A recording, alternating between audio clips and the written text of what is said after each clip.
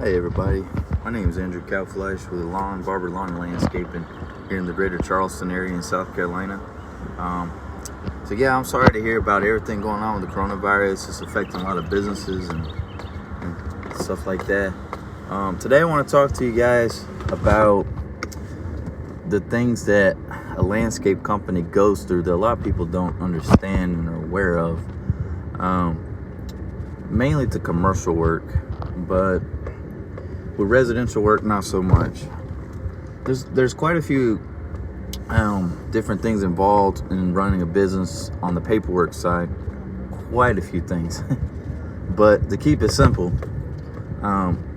you got to have a license to do a lot of commercial work. Now, you can get by with doing some commercial work without a license, but that's more like people that you know personally. But anyways, the thing that really frustrates me, I don't know how they do it in any other state, but here in South Carolina,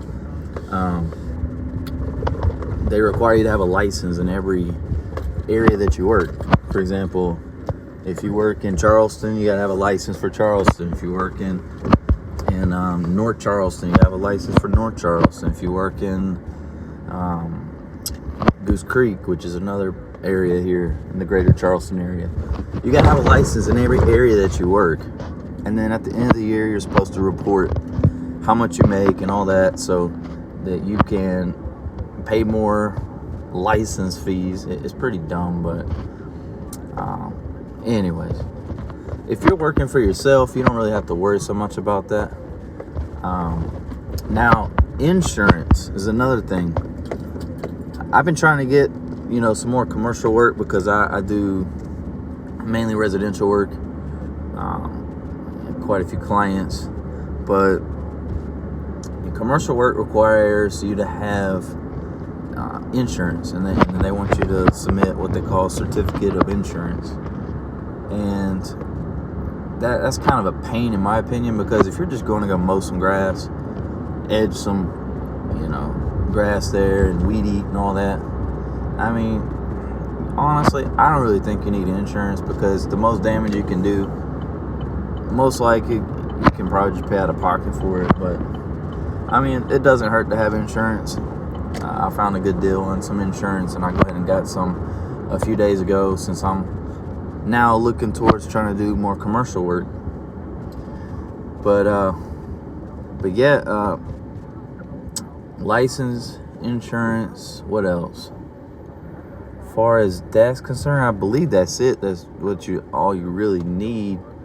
But it's just a pain every year when you have to renew.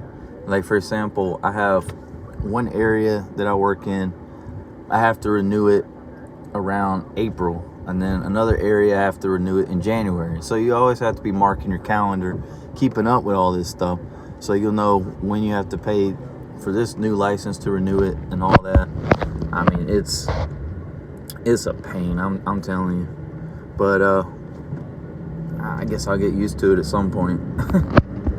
But yeah, that's pretty much it as far as the license portion of it. And I remember one area that they gave me a sticker to put on my truck. You think I'm gonna put a sticker on my truck? No, I'm not putting no sticker on my truck to say that I'm certified or whatever you want to say to work in this area. It's so crazy.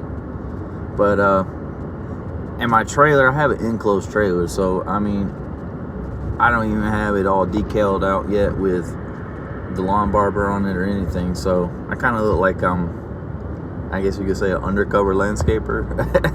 I don't know, but anyways, with all that being said, take that to heart. If you're thinking about opening up a landscaping business, I mean, it's a lot of work. For me, it's not a lot of work because I enjoy doing it. If you enjoy doing something, then it's never going to be a lot of work for you. I mean, it can be a headache sometimes, because you can get a lot of work, and then the following week you could have clients canceling because of, I don't know, they went out of town. And that's important when you got to do contracts with people, which that'll be another video. But yeah, like I said, if you're thinking about opening up a landscape company, be prepared. to go ahead and start getting licensed and stuff. Oh, and that's another thing. You really don't have to get a license if you're not making, a lot of money right off the bat. If you're not, seen in a lot of places and stuff, and, you're not doing it, 5, 6, 7 days a week, then you should be good. But, I mean, if you're only doing it, 3 or 4 days a week, I mean, you really don't need a license. I got some license because I just want to cover my behind, I got an LLC. And that's another thing, too, I forgot to mention. You got different kinds of license that you can get. Now, when I first applied for my license, I got the individual. And then I was speaking with a gentleman that's been doing pressure washing and painting for 20 years. There's a local company here called Kingdom Drywall, Contracting and Painting. And he told me that the LLC is the best because that is, you're a smaller company, like my company. Because LLC, limited liability, is basically, it protects you and whatever you have in your company. If someone were to go after you in court and sue you and all this, I don't know why someone would want to go through all that trouble, but if they wanted to, at least you're covered in that aspect of knowing that they can only go after your business and not go after you personally and what you own. So that can be kind of tricky. Now, I did individual, but then I went back and changed it, like I said, after I spoke to this gentleman, and I put LLC.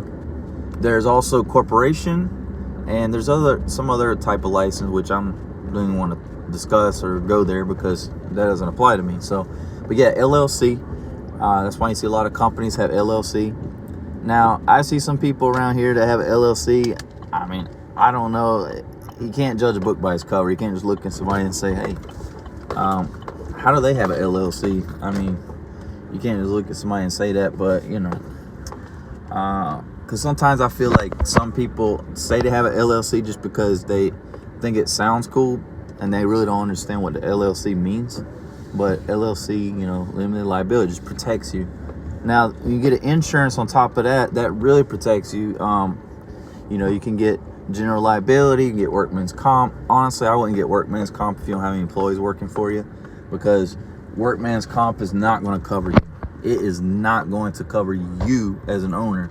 So if you're just working for yourself and you have some people working for you every once in a while, you don't need the workman's comp. It's just a waste of time and a waste of money. I was talking with a guy yesterday, and he told me that he was speaking with one person about doing some work for them, and they needed this workman's comp, and he said, I'm not paying $1,300 a year just to throw in the wind. If I'm not covering me, if it's not covering me, why do I gotta spend that money?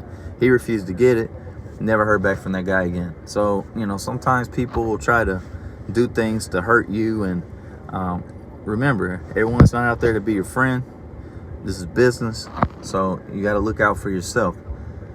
So anyways, if you're interested in starting a business, go for it. It's a lot of work. It don't happen overnight.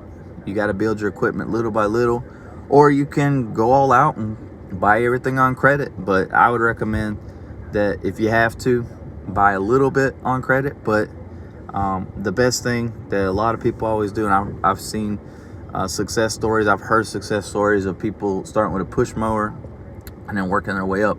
But it's a lot of work, so make sure that you're prepared for that and that you're ready to take on this responsibility to start a company, because you got to do taxes at the end of the year, you got to pay a CPA, or you can do it online and take the risk. I took the risk last year for once. I tried. Hopefully things will work out this year with that. But I think this next year I'm going to get a CPA, because this year I'm not going to go into this. I'll talk about this in another video. W-9s, 1099s, a whole different story, a whole different ball game, as opposed to what you're doing with a W-2 or W-4. As you work for, and if you work for somebody, for example, if you work for, a big corporation like Home Depot or Lowe's or, Walmart, or just a local place, you're going to have a W-2. But when you're working for yourself, you're going to have different documents you're dealing with, 1099, W-9. So keep all that in mind, but keep all that in mind because you have to be organized throughout the year with your receipts. Keep your receipts because you got to add all your expenses. But we'll talk about that in another video. Anyways, I got to get in here. I'm actually going to look at getting a pressure washer, and I'm going to start adding that to the business as well. Hope everyone has a good day. Hope you enjoyed this video. Please subscribe to my channel and hit the like button down below. Again, this is Andrew Cowflash with the Barber Lawn and Landscaping in the greater Charleston area. If you need any plant installations, if you have any cleanups, you need a regular lawn maintenance, give us a call. I'll come out and do a free estimate. And sometimes I might even have time to do it right on the spot, or the same day, because sometimes I have things that free up and I'm able to do things. So anyways, again, this is Andrew Cowflash with the Barber Lawn and Landscaping. My number is 843-532-4133. Feel free to reach out to me, give me a call, and yeah, sounds good. Take care, guys. God bless you. Have a good day.